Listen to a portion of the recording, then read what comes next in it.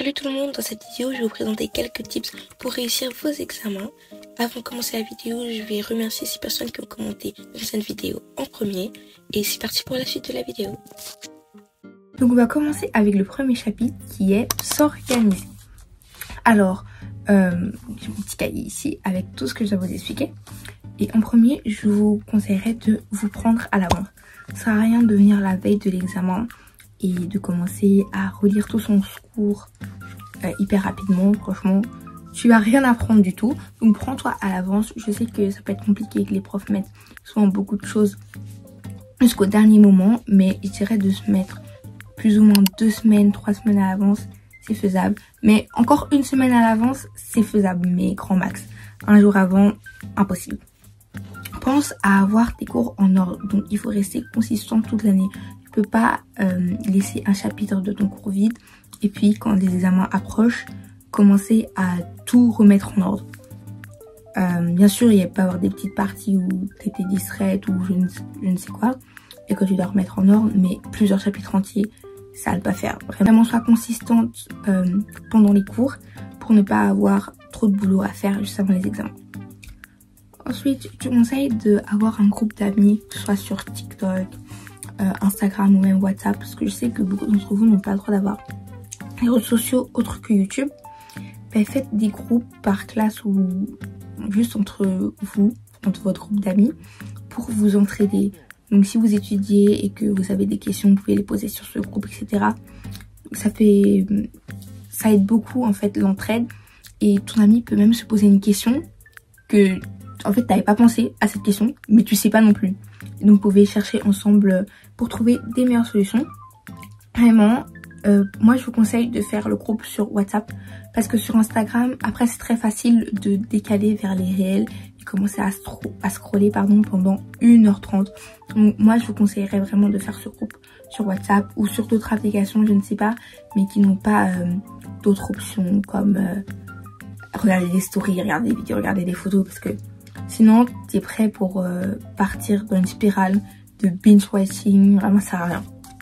Et ensuite, la dernière étape pour ce petit chapitre, c'est faire un planning, mais un planning raisonnable.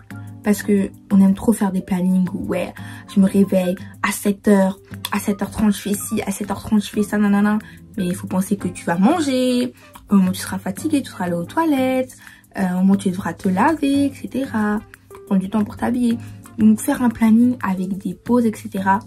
Vous pouvez très bien le faire sur papier. Donc carrément créer votre calendrier vous-même, ou alors acheter des templates comme moi j'ai acheté, ou carrément le faire en digital.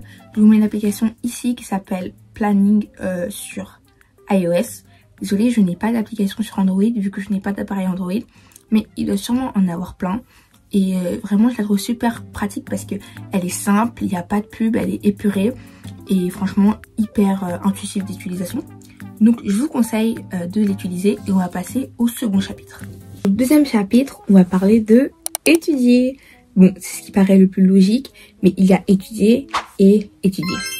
Donc pour étudier, je te conseille de le faire dans un endroit calme où tu pourras te concentrer. Je sais qu'il y a beaucoup d'entre vous qui vivent dans des familles nombreuses ou alors qui ont une chambre partagée, etc.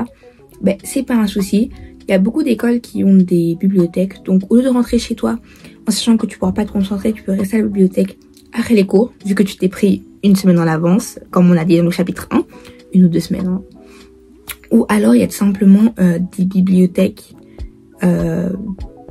juste dans votre ville, en fait, de la commune, etc. Après, si c'est pas proche de chez vous, il y a toujours des petits cafés. Pas besoin d'aller dans un truc hyper cher. Vous allez dans un café pour les étudiants, vous tapez juste sur Google café à proximité et vous allez en trouver plein où vous pourrez travailler. Bon, c'est vrai que ça fera un petit budget de prendre une boisson tous les jours, mais je vous conseille plus les bibliothèques puisque il y a plein de bibliothèques gratuites en fait. Ensuite, je te conseille de pas procrastiner. C'est très facile à dire, même moi je procrastine beaucoup, mais j'ai découvert en décembre 2023 pour mes examens des applications qui sont hyper bien. Donc cette fois-ci j'ai une alternative pour les Android qui s'appelle Forest et pour iOS l'application s'appelle Flora. En tout cas moi c'est celle que j'utilise. Et donc ces applications vous pouvez mettre un timer Et si vous arrivez au bout de ce timer, vous pouvez avoir une plante. Donc moi, au début, j'étais grave accro parce que tu peux remplir ton petit jardin, etc. Je trouve ça trop mignon. Et du coup, ça me motivait à travailler jusqu'au bout. En fait, l'application bloque toutes les autres applications sur ton téléphone. Donc si tu as quand même besoin de ton téléphone pour travailler, il y a une petite option où tu peux choisir, en tout cas sur Flora, puisque je n'utilise pas Forest. On m'a juste dit que c'était bien, mais je parle pour Flora là. Sur Flora, il y a une petite icône où tu peux choisir les applications que tu ne veux pas bloquer.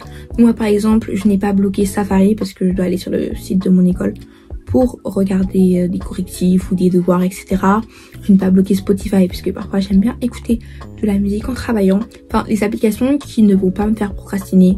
Donc vous pouvez vous imaginer que j'ai bloqué TikTok, j'ai bloqué Instagram, j'ai tout bloqué en fait. Sauf comme réseau social, je n'ai pas bloqué WhatsApp parce que du coup, je parle dessus avec mes amis pour s'entraider pour les cours.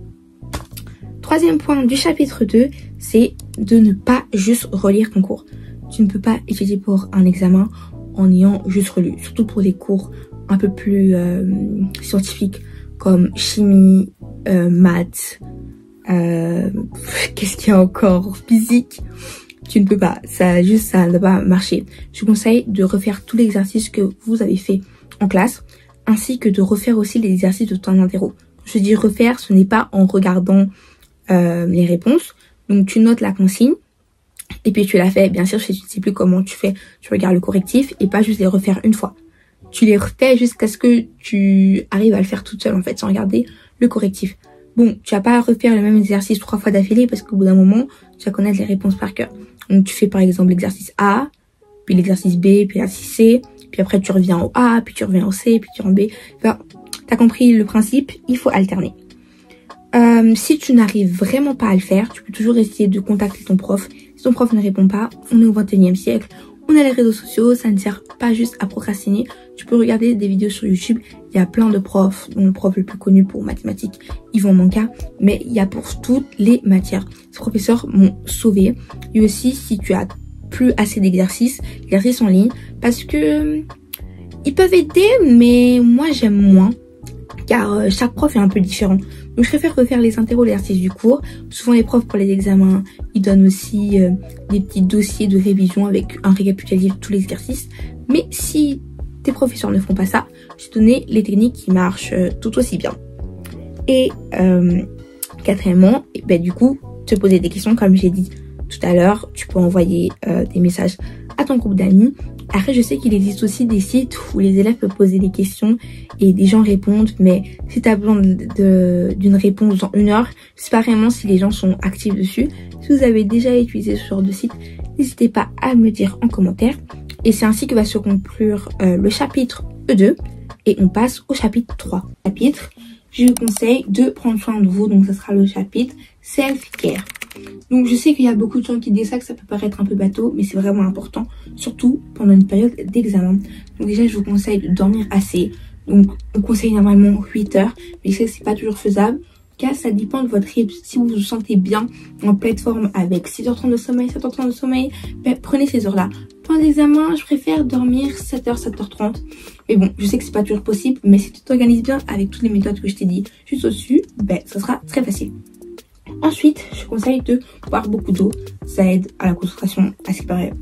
J'espère que c'est vrai, mais même si c'est pas vrai, c'est toujours bien d'hydrater ton corps. Pour le troisième point, relaxe-toi. Bon, après avoir bien étudié, bien sûr. Ça sert à rien de stresser si tu as étudié et que tu connais. Normalement, ça devrait tout se passer. Donc, relaxe-toi comme tu le veux. Si c'est regarder ton film préféré, fais-le. Prends une skincare ou alors prendre un bon bain, etc. Hein, fais tout ce qui te veut pour que tu te sentes relaxé et pas stressé pour les examens. Ensuite, 4, je te conseille de faire du sport. Permettre de te relaxer et aussi après les examens, c'est l'été, qui dit été, tu maillot de bain. Si tu as fait du sport pendant les examens, tu seras pump it up. Et 5, ne stresse pas trop. Vraiment, je suis la pire personne pour dire ça parce que je stresse de ouf pendant les examens. Et en fait, ça sert vraiment à rien. Comme je l'ai dit avant, si tu as étudié et que tu connais, que tu as fait tes exercices, en fait, que tu as fait tous les conseils que je t'ai cités juste au-dessus, il n'y a aucune raison pour que ça ne se passe pas bien. Et voilà les gars, on arrive à la fin de cette vidéo. J'espère qu'elle vous aura plu. N'hésitez pas à regarder la vidéo que j'ai faite l'année passée si vous voulez plus de conseils, bien qu'ils soient assez similaires. Il y a aussi d'autres vidéos sur ma chaîne. Et on se dit à la semaine prochaine pour une nouvelle vidéo.